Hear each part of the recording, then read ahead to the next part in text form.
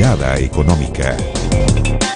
Volvemos a Mirada Económica, estamos hablando de los gastos de fin de año, el consumo, pero también queremos ver cómo está la economía, cuál es el balance que ya se hace con este cierre de año y por sobre todo qué va a pasar en el 2016. Estamos hablando con Rafael Garay y también Sergio Trizo. Sergio, parto contigo. ¿Cómo vamos a terminar y qué se viene para el próximo año en materia económica? Está lenta la cosa, esa no es novedad. ¿Lenta pero segura? No sé si tan segura. La verdad que creo que de cara a los próximos meses, próximos años, vamos a tener un crecimiento más bajo probablemente del que estamos viviendo este año. Este año vamos a terminar con una tasa de crecimiento del 2,1%. Y yo soy de la percepción de que el próximo año vamos a crecer incluso un poco menos. No soy tan pesimista como Rafael, pero creo que vamos a andar en el orden del 1,5-2%. Creo que hay hartos riesgos hoy día, tanto en Chile como a nivel internacional, que están en la balanza y que son precisamente los aspectos que podrían jugarnos en contra en los próximos meses, próximos trimestres. Hay un tema muy importante con el crecimiento mundial, que está bajo, está lento, lo hemos podido ver en el cobre, que es un buen medidor de cómo está el escenario. Ha pegado bien duro este año. Lo ha pegado duro y probablemente siga afectándose de cara a los próximos meses. Tenemos también un vecino que lo está pasando muy mal, Brasil. Brasil está en una fuerte contracción, una depresión se dice hoy en día, y eso de una u otra manera nos va a afectar también. Estados Unidos ha andado mejor que el resto del mundo, pero también se está ralentizando su crecimiento, ya no hay tanto espacio para crecer. Y tenemos Europa y Japón, que son grandes economías que también no han podido repuntar. Y para qué hablar de China, que se ha hablado harto en el último tiempo, se está desacelerando. Por lo tanto, el contexto general no viene muy bien desde el exterior, y a nivel interior, obviamente que el precio del cobre nos pega mucho y las expectativas todavía no mejoran. Todavía tenemos expectativas empresariales y del consumidor que son muy bajas, y que mientras eso no repunte, vamos a tener un crecimiento bajo como el que hemos visto hasta ahora. Tú decías que Rafael está pesimista porque antes de ir al aire nos decía un número que es bastante potente para lo que va a pasar el próximo año. Nada de pesimismo, realismo. Por lo siguiente, este año vamos a crecer 2,1% con un precio promedio del cobre de 2,59. Yo estoy viendo un precio promedio del cobre del año 2016 de 2,25. Este año crecimos 2,1 con una expansión del gasto fiscal en torno a 8,5 va a ser más o menos. El próximo año vamos a tener la mitad de la expansión del gasto fiscal. Por supuesto, mucho más acotado. Vamos a tener un escenario externo deteriorado, pero aparte de eso vamos a tener el alza tasa de Estados Unidos, que para frenar la inflación nos vamos a enfrentar probablemente el próximo año a una tasa que va a estar promedio, en vez del 3% de este año del Banco Central, 3,5, 3,75. Entonces, freno de mano, menor gasto fiscal, menor precio del cobre, menor recaudación.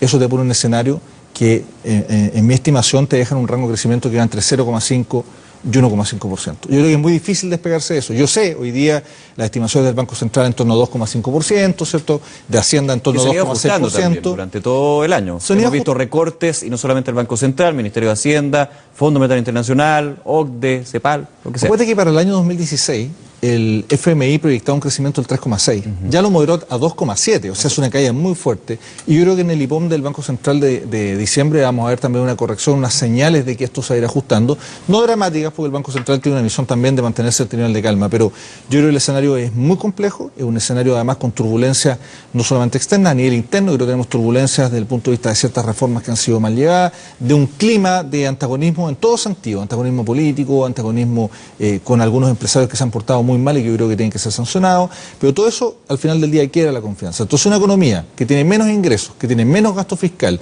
que se enfrenta a un freno de mano más fuerte, que es una tasa de política monetaria más alta, en un contexto de menor confianza, es lo que me hace estimar por ahora un crecimiento en ese rango con total objetividad. Con total objetividad y realismo. Y realismo. Para fuera realismo mágico. Ojalá. A ver, vamos con la inflación, que eso es lo que a todos nos importa, porque hemos tenido una inflación que está entre 0,7, el PIB, 0,4, esperamos ahí que vaya con un diciembre quizás negativo, pero de alguna manera estamos ya remontando para lo que va a ser el 2016. ¿Los precios deberían mantenerse estables o de alguna manera ya están avisorando que el precio va a subir en la mayoría de los productos? Lo que pasa es que nosotros tenemos un problema que es el tipo de cambio. En la medida que Estados Unidos sube la tasa, el tipo de cambio vaya al alza, como yo estoy esperando, con un primer techo quizás en 7,17, quizás después en 727, después 737, rompiendo la barrera de los 740, te va a generar inflación importada por la vía de todos los productos importados, electrónica, automóviles, pero también del precio del petróleo. Aunque se congela en términos de dólares por barril, va a tener un incremento obviamente en el mercado local.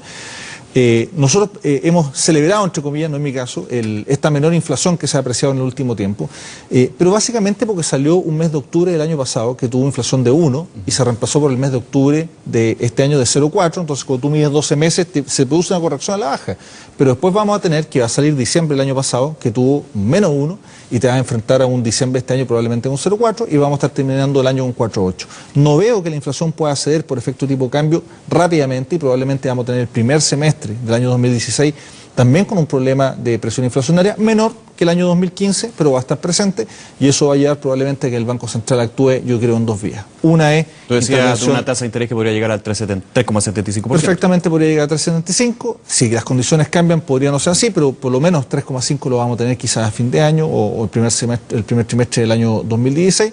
Por un lado, y después vamos a ver cómo interviene el Banco Central en el mercado específico del tipo de cambio a través de algún mecanismo de venta de divisas, ¿cierto?, que permita contener en parte el alza. No cambiar la tendencia, porque la tendencia del dólar es alcista. Sí, claro. Pero sí atenuar la tendencia, ¿cierto?, para que produzca menos impacto inflacionario. Sergio, comparte ese diagnóstico y también, lo que más nos interesa, ¿hay que prepararse para precios más altos? ¿Hay que preparar el bolsillo para lo que se vendría en 2016? Sí, comparto bastante la visión de Rafael. Yo creo que la inflación este año ha sido bastante elevada y no ha podido ser contenida precisamente por el alza del tipo de cambio. Y también mi visión es que el tipo de cambio va a seguir subiendo y vamos a tenerlo en las próximas semanas, próximos meses, en 7.30, 7.40 sin problema. Y en ese contexto se va a ir traspasando hacia los precios y por lo tanto va a ser muy difícil de poder bajar de esa barrera del 4% anual en la inflación. Probablemente el próximo año se modere esta inflación hoy día cercana al 5%, a niveles más cercanos al 4%, pero va a seguir siendo una inflación alta en un contexto de bajo crecimiento. Y eso siempre es el peor de los males para todos nosotros, porque tenemos por un lado que suben los precios y por otro lado una economía que está lenta, está floja. Entonces eso obviamente que no es deseable.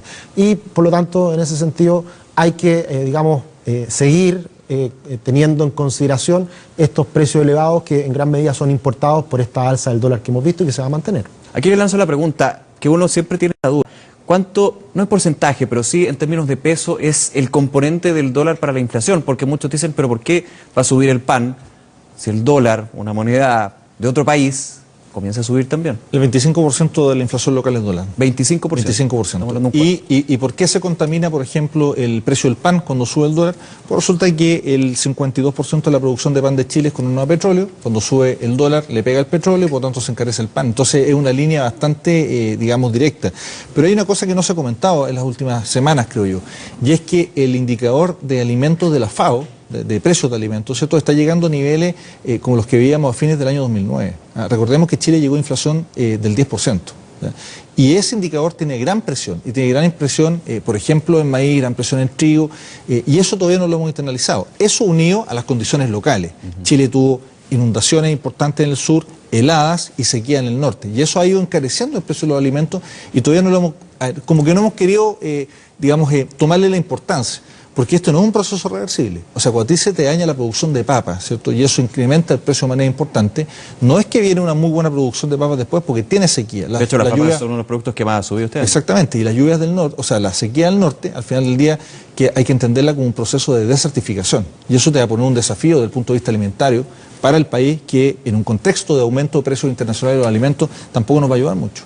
Claro, ahí hay un tema pendiente porque se habla de innovación, tecnología, pero estamos con una economía muy lenta, entonces meterle billete al tema. Es que en esa línea también hemos hablado de diversificación de la matriz exportadora para que no dependa del cobre, y después de 25 años seguimos dependiendo del cobre exactamente igual. Entonces, yo creo que el sentido de urgencia para introducir ciertas mejoras en ciertas áreas ha sido lenta, y para qué hablar la discusión de CONICET, porque si no invierte en ciencia no sé cómo vamos a innovar. Claro. Me queda un minuto, pero quiero en breves palabras de parte de ustedes, nuestros invitados. Proyecciones para el 2016, pero desde el punto de vista de la inversión, que eso quizá es lo más preocupante actualmente. Sí.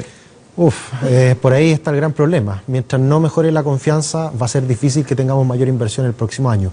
Y un factor importante de inversión en nuestro país es precisamente el sector minero. Y mientras el cobre no suba, también tenemos presión a la baja en ese sector que es tan importante para nuestra economía. Por lo tanto, yo creo que vamos a seguir en la misma retardo, en este caso, de crecimiento para nuestra economía por parte de la inversión. Yo creo que eso es difícil de que cambie. Rafael.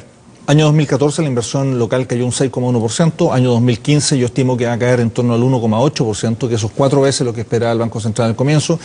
Para el año 2016 yo estimo una caída de la inversión que va a estar entre 1 y 1,5%. Es decir, va a ser un tercer año consecutivo de caída de la inversión, lo que significa que es un trienio, el peor trienio desde el punto de vista de la inversión en los últimos 30 años del país, y hay que entender que eso afecta el crecimiento potencial de la economía, y eso es lo que nos va a mantener probablemente hasta el año 2018 en crecimiento más o menos del 2%.